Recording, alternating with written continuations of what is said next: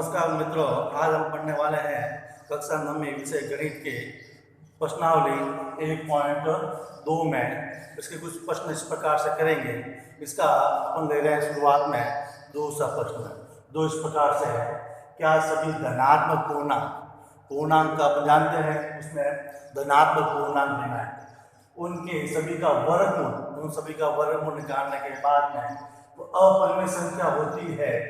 अगर अपरिमेय संख्या होती है और नहीं है तो ऐसी वर्गमूल संख्या के आपको उदाहरण देने हैं। तो धनात्मक पूर्णांक पहले लिखा हुआ धनात्मक पूर्णांक, तो धनात्मक पूर्णांक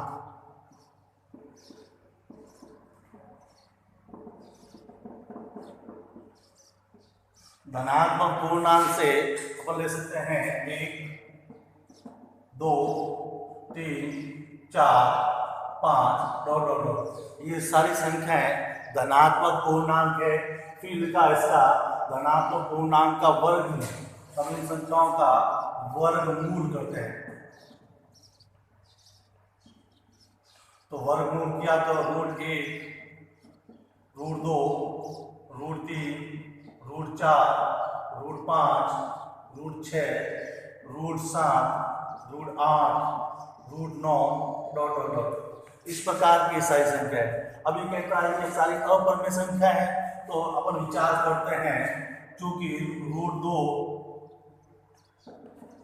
√1 का मान जो कि 1 होता है, √4 का मान 2 होता है और √9 का मान है वह 3 है।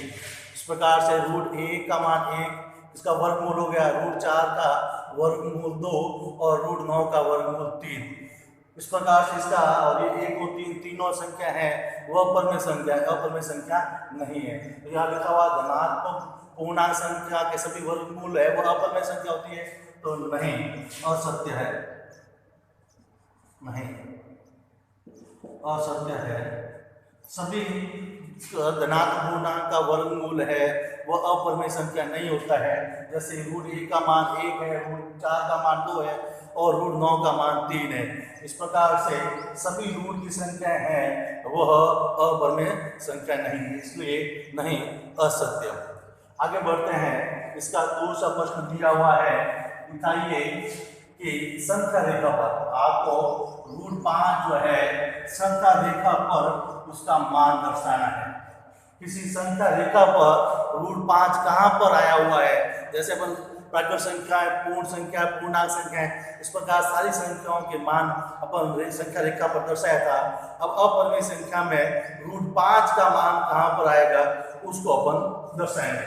जैसे 5 जो कि 4 और +1 की जोड़ होता है, इसलिए इस प्रकार से इसको लिख सकते हैं। आगे देखते हैं, 4 है वो 2 का वर्ग है और 1 का वर्ग करने पर वह 1 ही रहता है। और अब सामान्य जानकारी अपने को पता है, √1, √2, √3, √4 का मान कितना हुआ 2, √5, √6, √7, √8 और √9 का मान है 3। इस प्रकार से रूट जो 5 है वह जो है 2 के बाद में है। अब इसके लेकर एक बार एक रेखा खींचेंगे और एक रेखा खींच लेते हैं और उसके ऊपर 0 का एक बिंदु तय कर देंगे, 1 का कर देंगे, 2 का, 3 का और -1 का, -2 का। इस प्रकार से 1 सेंटीमीटर के ऊपर बिंदु स्थापित करेंगे। जैसे इसमें हो गया, तो सबसे पहले 0, फिर 1, फिर 2, रेखा को आगे बढ़ा देते हैं। जो अपन बिंदु बनाए उसके ऊपर मार्क कर देते हैं, -1। ये सभी के बीच में है वह 1 सेंटीमीटर का अंतर है। जो वो बिंदु है 0 उसके ऊपर O मार्क करते हैं, क्योंकि 2 के बाद वो 5 है, इसलिए B जो अंक 2 है इसके ऊपर अपन 1 अंक करते हैं। अब अपने को 2 जो है उसके ऊपर 90 डिग्री का कोण बनाना है। आप प्रकार की सहायता से भी बना सकते हैं और चांदे की सहायता से करें। आप एक बार चांदा रखकर उसके ऊपर एक बिंदु मार्क कर देते हैं, जैसे बिंदु मार्क कर दिया। अब इन 2 के ऊपर जो है वह 90 डिग्री का अपना बिंदु लिया और इसको अपन इससे मिला देते हैं। यह है जो 2 ऊपर अपना 90 डिग्री का कोण बन गया, एक समकोण है। अब चूंकि 2 तो अपना आ गया, बचा 1। अब इस 2 के ऊपर है वह 1 सेंटीमीटर का चाप काटेंगे। जो प्रकार की सहायता से प्रकार से आप ले लो और उस पर 1 सेंटीमीटर नाप कर जो है 2 के ऊपर रखकर एक चाप की परिकल्पना कर दो। लोहे वाला सिरा है वो 2 पर रखना और यहाँ पर एक चाप काटना है। चूंकि 2 पर रखकर यह 1 सेंटीमीटर का हमने चाप काटा, फिर स्केल की सहायता से इसको है वो अपन मिला सकते हैं, डॉट डॉट करके अपना इसको मिला दिया। अब ये जो है 0 का O माना है, 2 को A माना है, और जो 1 सेंटीमीटर का 2 के बाद जो चाप काटा है वो बिंदु हो गया अपना B। ये एक समकोण तैयार हो गया, और O से जो A की दूरी है वो अपनी 2 सेंटीमीटर या 2 इकाई मान सकते हैं। 2 से B की दूरी है वह 1 सेंटीमीटर के आसपास है। इस प्रकार से एक समकोण त्रिभुज हो गया जिसका नाम है त्रिभुज OAB। यहाँ पर OA है वो आधार है, आधार है वो OA है जो कि अपने 2 मात्रक मान सकते हैं, और लंब जो है वो है A से B की दूरी है और वो 1 मात्रक अपने माना। अपन OB का मान ज्ञात करते हैं। अपने को पता है 90 डिग्री की सामने वाला OB भुजा है और वह है कर्ण, और तो अपने को फॉर्मूला पता है कर्ण स्क्वायर इक्वल टू आधार स्क्वायर प्लस लंब स्क्वायर। कर्ण अपना OB है तो OB स्क्वायर बराबर आधार जो है OA है जो कि 2 है, लंब 1 है इसका 1 स्क्वायर, तो OB स्क्वायर ये हुआ 4 प्लस 1, तो OB स्क्वायर बराबर मान आया 5, OB जो कि मान आया √5। इसका मतलब O से B है उसका मान है वह √5 है। अपनी दूरी जो अपन √5 की मान दूरी है वह इसको दूरी ले लिया। अब अपन जो है वापस प्रकार को लेंगे और प्रकार को बिंदु O पर रखकर B तक खोलेंगे। प्रकार को रखना है O पर और B तक खोलकर जो नाप त्रिज्या जाएगा, जो अपना माप त्रिज्या आएगा, प्रकार को O पर रखकर B पर रखकर यूं चाप घुमाना। प्रकार को लोहे वाला सिरा है वो जो है 0 पर रखना है जो कि अपना O माना है, और उसका सिरा को B तक ले जाना, प्रकार को B तक खोलना है, और खोलकर इस प्रकार से यहाँ पर एक चाप काटना है। जो अपन मान में काटते हैं इस प्रकार से चाप कट जाएगा। अब ये संख्या रेखा पर देखते हैं, जहां संख्या रेखा पर जो चाप काटा वो मान जो आ गया वो बिंदु अपना हो गया P, वो मान अपना हो गया P। इस प्रकार से O से जो B दूरी है, क्योंकि ये OB हमने त्रिज्या ली है, O और B जो है हमने त्रिज्या ली है और इसको चाप काटा है, इसका मतलब वर्ग का परिकल्पना होती है, इसका मतलब वर्ग के सभी त्रिज्याएं समान होती है। इसका मतलब OB का मान उतना ही है जितना OB का मान है, इसका मतलब OB का मान अपना √5 आया, जो आया √5। तो जो OB का √5 है इसका मतलब है OB भी कितना है समान है, इसका मतलब है जो OB का मान आया वो OB का मान समान है, इसका मतलब है √5। इसका मतलब है जो P बिंदु बैठा है वह √5 है।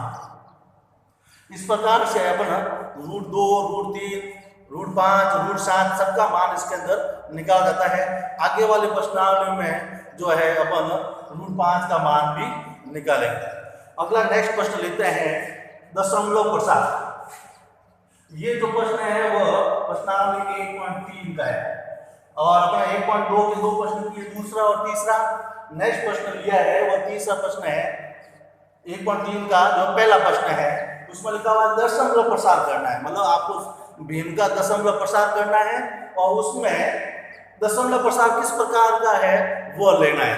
जैसे इसके कुछ उदाहरण लेते हैं। मैंने प्रश्न क्रमांक नंबर 3 का पहला उदाहरण लिया 36/100।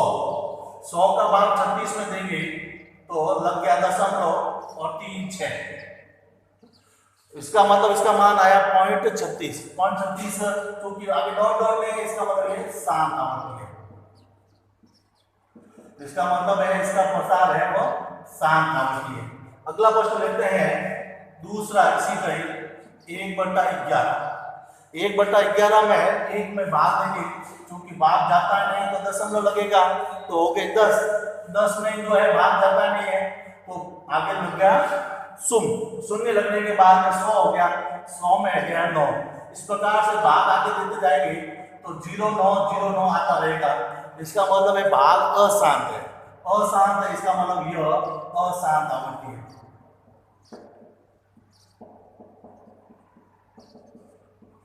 इस प्रकार से इसके शेष प्रश्न भी अपने को करने हैं।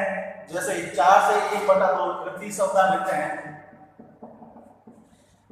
4 से 1/8, 4 से 1/8 4 प्लस 1/8। अब इसमें भाग देते हैं तो 4 प्लस 0.125 जोड़ते हैं तो 4.125। इसका मतलब है इसमें भाग पूरा हो गया, तो यह शांत आवृत्ति है।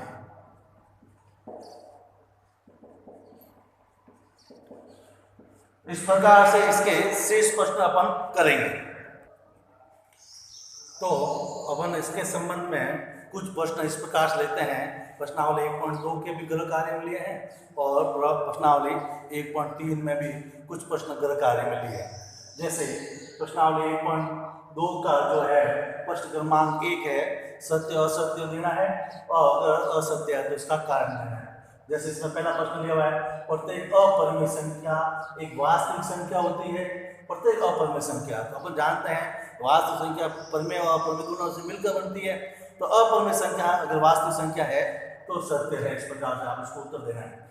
संख्या रेखा का प्रत्येक बिंदु रूट m के रूप में होता है और अगर हाँ तो m प्राकृत संख्या है। तो अपन जानते हैं कि रूट m के रूप में, जैसे अभी जस्ट एक प्रश्न करवाया था, सारी रूट की संख्या है वह जो कि अपरिमेय नहीं रहती, उसमें कुछ संख्याएं रूट से बाहर निकल जाती है। वैसे संख्या रेखा अनंत बिंदुओं से या अनंत संख्याओं से मिलकर बना होता है। इसका मतलब है सारी संख्याएं रूट में उसमें नहीं होती। इस प्रकार से इसका उत्तर आपको देना है। प्रत्येक वास्तविक संख्या एक अपरिमेय संख्या है, प्रत्येक वास्तविक संख्या एक अपरिमेय संख्या नहीं है, जो कि अपन जानते हैं कि वास्तविक संख्या परिमेय और अपरिमेय दोनों से मिलकर बनती है। इसका सारी अपरिमेय नहीं है, इसका कारण आपको देना है। और एक प्रश्न लिया है 1.3 का प्रश्न क्रमांक नंबर 2, जहां इसमें प्रश्न पूछा है, आप जानते हैं कि 1/7 का मान आप लोगों को पता है 1/7 का भाग लेने पर 1 4 2 8 5 7 पहले वीडियो में बताया था। तो वास्तव में लंबा भाग दिए बिना, मतलब आपको भाग देना नहीं है और उसके उत्तर निकाल है 2/7 3/7 4/7 और 5/7।